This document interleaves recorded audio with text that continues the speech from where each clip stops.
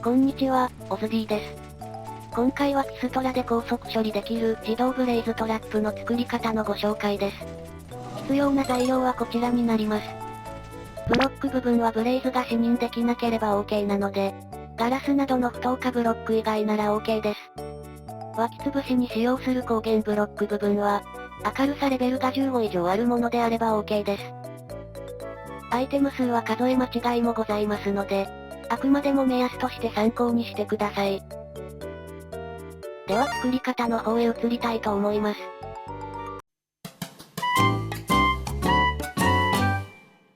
今回のトラップはネザー要塞にある、このようなブレイズスポナーを使用して作成します。地中に埋まっていても作成自体はできます。湧き層自体の大きさはひし形になっていて、縦12マス×横12マスの大きさになります。ではまず作業中にブレイズが湧いてこないよう、スポナーの4方向に光源ブロックを設置します。スポナーの上部分にはガラスを3段設置します。スポナーの周囲に設置されている不要な、フェンス部分は全て壊しておきましょう。わかりやすくするために周囲の一段高い、このブロック部分も壊しておきましょう。そうしたら今仮ブロックで示している、スポナーから各方向に5マスの範囲と、高さが8段のこの範囲内にある、ブロックなどを全て壊していきましょう。こんな感じで先ほど示した範囲にある、ブロックを全て取り除いておいてください。そうしたらスポナーの下に立って、真下部分がわかるように印をつけておきます。スポナーから1マス手前とその右側1マスを、反対側まで追加で1段掘っていきます。スポナーの手前部分にラージチェストを設置します。チェストの上に接続するようにして、しゃがみながらホッパーを2つ設置します。反対側から今設置したホッパーに接続するように、しゃがみながらホッパーを2つ設置します。ホッパーの周りを囲うようにしてチェスト手前から、ガラスブロックを2段で設置していきます。手前のこの部分にもガラスを1段で設置します。ホッパーの上にしゃがみながら、レールを設置してこのようにしておきます。ガラスの上に仮ブロックを設置して、レールの上にも一つ設置します。手前の仮ブロックの上にレールを設置して、トロッコを乗せて下の仮ブロックを壊しましょう。もう一度仮ブロックを設置してレールを設置し、トロッコを乗せて仮ブロックを壊しておきます。そうするとこのようにトロッコが走り出します。走らない時は体で少し押してあげましょう。あと1回同様のことを行うのですが、今度はホッパー付きトロッコを落とします。回収漏れのロッドを回収するため用です。仮ブロックは壊しておきます。レールがある 2×2 の左側に当たる、左側のガラスの上にピストンを設置します。残り3方向にも同じようにして、レール側を向くようにピストンを設置します。ピストンの左側にこの向きで、オブザーバーを1つ設置します。今設置したオブザーバーの手前に、この向きでオブザーバーを設置します。残りの3箇所にも同じようにして、それぞれオブザーバーを設置していきます。動画を一度停止させて向きを確認して、矢印の向きが合っていれば OK です。ピストン部分に下付きでトラップドアを設置します。トライデントを数本トラップドアの上に刺していきます。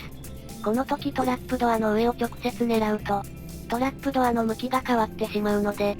最初に別のブロックを狙って投げれるようにして、そこからトラップドアに刺していきましょう。各方向のピストンとその右側に、それぞれガラスブロックを設置していきます。今設置したガラスの上部分に、追加でもう一段ガラスを設置していきます。2段目のガラスの1方向にトラップドアを設置して、2つとも縦方向にしておきましょう。反対側には1段目のガラスに同じように、トラップドアを設置して縦方向にしておきます。2段目のガラスの外側部分に、追加でガラスを3つ設置していきます。残り3方向にも同じようにして、追加でガラスを3つずつ設置していきましょう。今設置したガラスの側面に3つガラスを設置。次はガラスを2つ設置します。最後にガラスを1つ設置して、こんな感じで斜めに繋がるようにしましょう。残り3方向にも同じようにしてガラスを設置して、上から見た時にひし形になっていれば OK です。そうしたら正面側のこの要塞のブロックを、1マス分すべて壊しておきましょう。ひし形に設置したガラスの外側部分すべてに、植え付きになるようにハーフブロックを設置していきます。今設置したハーフブロックの上に、不等化ブロックを7段の高さで設置します。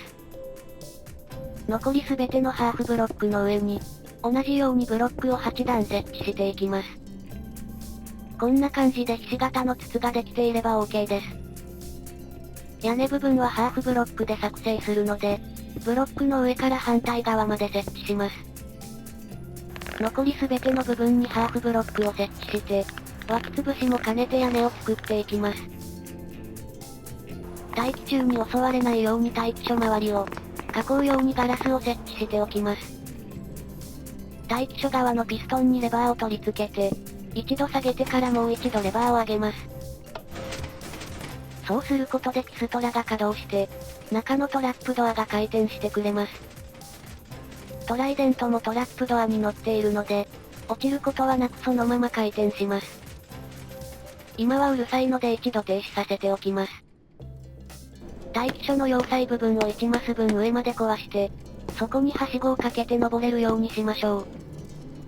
入り口にはトラップドアを設置しておきます。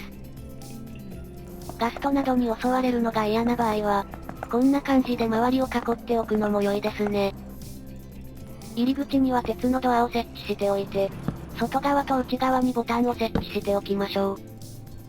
あとは脇層の外壁部分を仮で壊して、中の光源ブロックを撤去していきましょ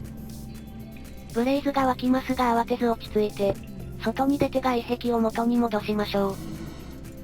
あとは待機所に戻ってレバーを上げて、キストラを動かして待機するだけになります。ブレイズはガラスで見えている下の床部分に、移動しようとして自ら処理層に落ちてきます。落ちてきたブレイズはキストラで跳ねもしますが、トロッコに乗って固定されるので処理も早いです。処理層部分を 2×2 にすることで、複数体同時に処理もできるので、多少ブレイズが跳ねたところで、あまり効率には影響が出ません。ホッパー近くにいることで経験値も入手できます。注意点としてはキストラを動かさずに、ブレイズを処理層に溜めすぎた場合は、このように外にはみ出してしまうことがあるので、ブレイズは溜めずにすぐに処理しましょう。ドロップしたアイテムは下のチェストから回収できます。またドロップ増加がついた剣を持ちながら、待機することでトライデントにも恩恵が乗って、ブレイズロッドのドロップ率も上がります。ただトライデントを投げた本人にしか恩恵はないので、トライデントを投げていない人には効果はありません。マルチの場合はその点に注意しましょう。では一度ドロップ増加がついた剣を持って、チェストを空にして効率を確認してみたいと思います。ここでしばらく待機しておきます。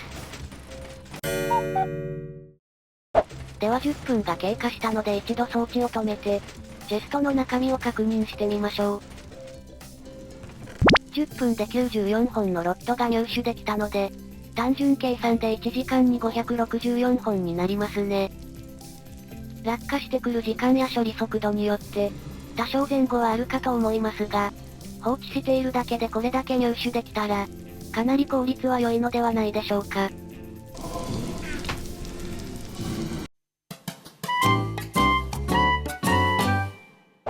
いかがでしたでしょうか。今回は1時間で約560本超えのロッドを入手できる、自動ブレイズトラップの作り方のご紹介でした。スイッチを入れたらあとは放置でアイテムや、経験値が手に入る便利なトラップです。ネザー要塞は危険なのでくれぐれも注意して、よかったら参考にして作ってみてくださいね。今回参考にさせていただきました方の動画は、概要欄にあるのでぜひそちらもご覧ください。最後までご視聴いただきありがとうございました。ぜひともチャンネル登録と高評価もお願いします。